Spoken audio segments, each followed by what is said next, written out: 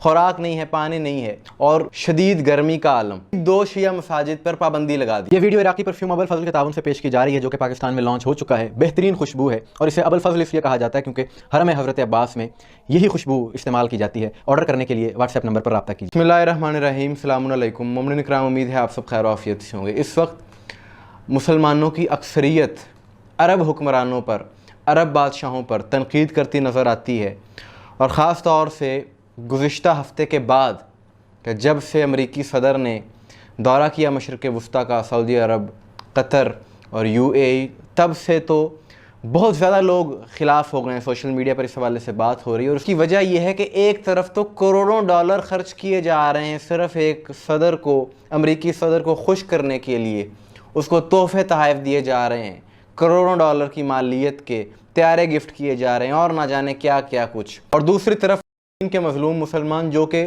خوراک کے محتاج ہیں، کھانے پینے کے محتاج ہیں، شدید قحط ہے وہاں پر، خوراک نہیں ہے، پانی نہیں ہے، بچے تڑپ رہے ہیں اور شدید گرمی کا عالم۔ تو ان حالات میں ایک طرف اس قسم کی عیاشیاں ان لوگوں کے ساتھ جو اس سب کے ذمہ دار ہیں، اور مظلوم مسلمانوں کی امداد کا، ان کی حمایت کا نام تک نہیں لیا گیا اس سارے دورے کے دوران۔ اسی چیز کے پیش نظر بحرین میں وہاں کی غیور شیعہ عوام نے احتجاج کیا ان بادشاہوں کے خلاف، مظلوم مسلمانوں کے حق میں۔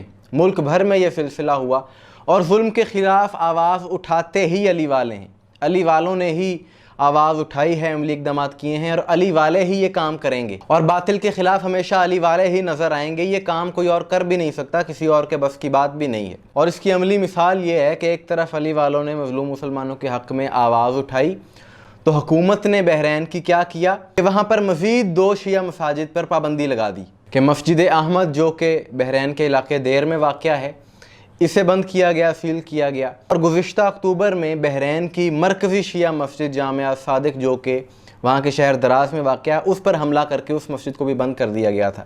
32 ہفتے گزر چکے ہیں، وہ مسجد ابھی بھی بند ہے۔ وہاں پر نماز جمعہ پر پابندی ہے، بہت سے مومنین کو گرفتار کیا جا چکا ہے، اور اس سب کی وجہ کیا ہے کہ یہ مومنین آواز اٹھاتے ہیں مظلوم مسلمانوں کے حق میں، اور اس کے رسپانس میں حکومت کیا کر رہی ہے ساری دنیا کے سامنے ہے۔ اور در حقیقت یہ جو عرب ریاستوں کے بادشاہ ہیں، یہ باطل کے طرفدار ہو چکے ہیں، اور اسلام تو کیا، ان میں انسانیت اب باقی نہیں رہی۔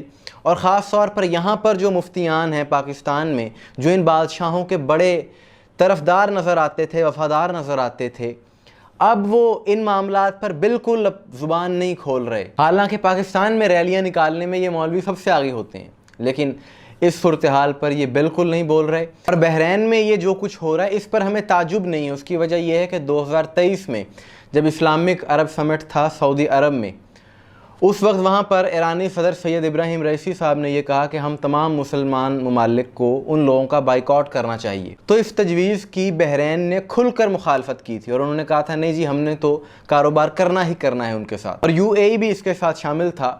اور 17 مئی کو اس سال ابھی بغداد میں جو اسلامک عرب سمٹ ہوا ہے، اس عرب سمٹ کا موضوع بھی فلسطین کے موجودہ حالات تھے، اور اس عرب سمٹ میں بحرین کی طرف سے کوئی نمائندگی نہیں بھیجی گئی، نہ ہی بحرین نے اس میں شرکت کی۔ اور آج اپنے ملک میں مساجد پر پابندی لگا کے یہ لوگ ثابت کر رہے ہیں، اپنا بتا رہے ہیں کہ ایک مسلم ملک میں مساجد پر پابندی لگانا، اور مساجد پر پابندی بھی لگائی جا رہی ہے کن کو خوش کرنے کے لیے، ساری دنیا یہ بات جانتی ہے۔ حسینی ان حالات میں اپنے عمل سے یہ بات ثابت کر رہے ہیں کہ ہم صحیح کو صحیح کہنے والے ہیں، باطل کو باطل، غلط کو غلط کہنے والے ہیں۔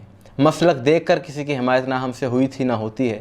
جو مظلوم ہے اس کے ساتھ ہیں حسینی، جو ظالم ہیں حسینی اس کے مخالف ہیں۔ اور ان نام نہاد بادشاہوں کا، جابر حکمرانوں کا اصل چہرہ بھی ساری دنیا کے سامنے آ رہا ہے۔ مومنین اکرام، آپ کی اس حوالے سے کیا رائے ہے کمنٹس میں ضرور بتائیے گا۔ مجھے دعا میں یاد رکھیے گا۔ السلام علیکم ورحمۃ اللہ۔